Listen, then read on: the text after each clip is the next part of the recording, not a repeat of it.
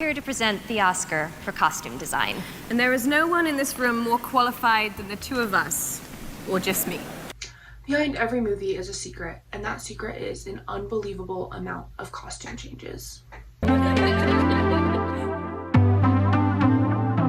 As we all know, it's holiday season. We're all so excited for it. So we're all starting to set up our Christmas trees and hang mistletoe, and we all are doing the very common American traditions for Christmas and just the holidays in general. But if you notice something, pretty much every family is going to have at least some sort of just little or big or very, very unique tradition around the holidays. Our holiday tradition is celebrating Christmas on the 24th at midnight, so you basically stay up. So I've been noticing that, and I realized that my family has a tradition, that every New Year's Eve we will watch the movie Labyrinth. Okay, if you haven't seen the movie Labyrinth, consider yourself lucky because it's probably the weirdest movie you'll ever watch. It has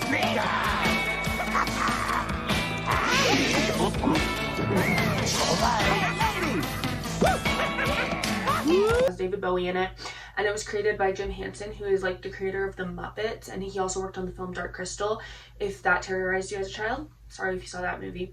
You only just figured that out. Perhaps you are not so clever after all. Anyway, Labyrinth is an interesting movie, but it's nostalgic for me and I like it. If you haven't seen it, it's about this girl whose younger brother gets kidnapped by a Goblin King. The Goblin King is played by David Bowie, and yeah, the Goblin King is also in love with the main character. So it's weird. I've covered that. It's weird, but I have something to say. Every time we see this Goblin King, he is wearing pretty much the same outfit, but in a different variation. He changes outfits every single time we see him throughout the film. He wears these really tight pants and these really flowy tops, and it's very interesting to see. His outfits are interesting. They're not my favorite, but they're very interesting. Seeing how many times he changed outfits, I was curious, so I looked up how many times does David Bowie's character change outfits in Labyrinth, and I could never find a definitive answer of how many times he changed, but it did start getting me to think about the amount of costumes they use in movies and how many times actors will change throughout a film. So yeah, that's where that inspired the idea for today's video. We're going to be doing a deep dive into some of my favorite films, and we're going to cover how many times they change costumes, different costume designers, and just doing a full deep dive. Eyes, hair, mouth, figure, dress, voice, style, movement, hands, excitement, I came from the people, they need to. The Oscar goes to Andrew Lloyd Webber and Tim Rice for You Must Love Me from Evita. In the Oscar-winning 2-hour and 15-minute film Evita, lead actress Madonna changes outfits 85 times. To date, she holds the Guinness World Record of the most amount of outfits ever changed throughout a film. She also wears 39 hats, 45 pairs of shoes, and 56 sets of earrings. Every outfit there was at least 6 hats to choose from, so you can imagine there's a whole truck just for the hats. The film Evita was based on the musical Evita, which came to the stage in 1978.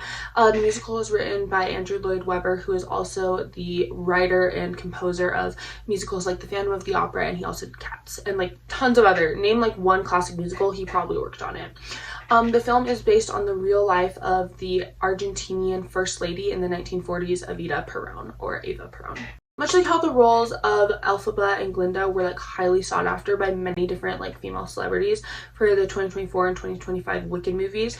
I care so deeply about Wicked that I didn't want this if it meant I weren't right for it, because I wanted the reason why I landed this role to be performance-based. The role of Evita or Eva Perón in the 90s was highly sought after.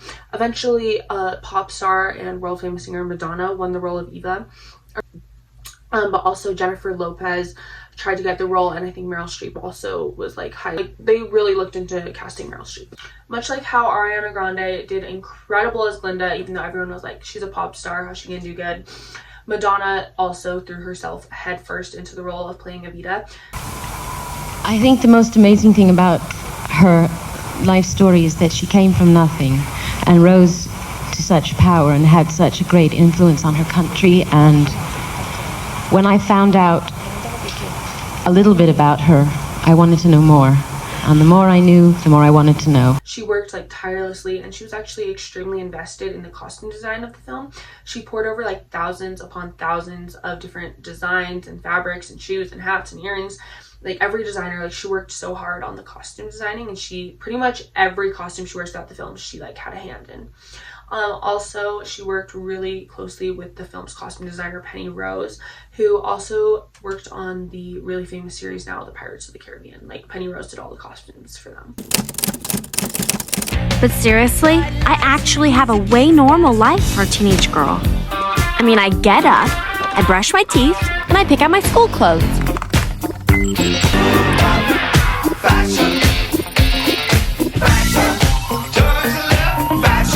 In the beloved teen rom-com Clueless, lead actress Alicia Silverstone, who played Cher, changed outfits 50 to 60 times throughout the film. Outfits for Clueless were designed by the costume designer Mona May, who also worked on films like Enchanted. She did all the costumes for that. And correct me if I'm wrong, but I'm pretty sure she did the costumes for Wizards of Waverly Place. The costume budget for the film Clueless was $200,000, and Mona May stretched this so like as far as she could. She got some designer pieces, and then she also like added in thrift store finds.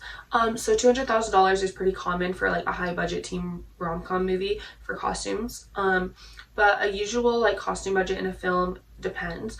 In like indie films, they'll usually have a costume budget of around $9,000 to $20,000, but then like for the really high end like blockbusters or even just like higher quality movies, they usually have a budget of like $100,000 to even millions.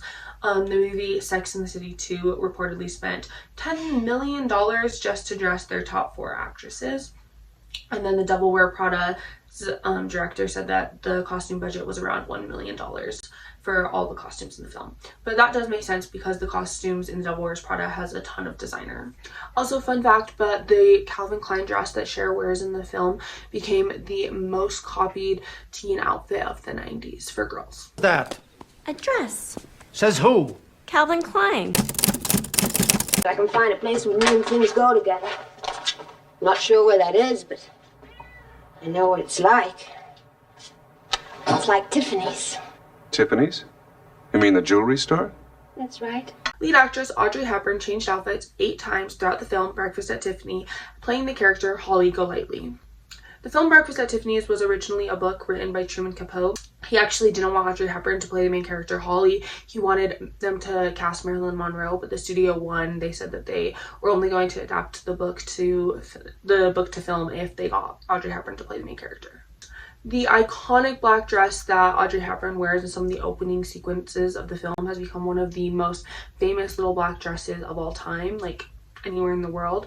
Yeah, and I think she also wears it a couple times throughout the films, but I love that dress. Edith Head and Hubert de Givenchy were the costume designers on the film Breakfast at Tiffany's.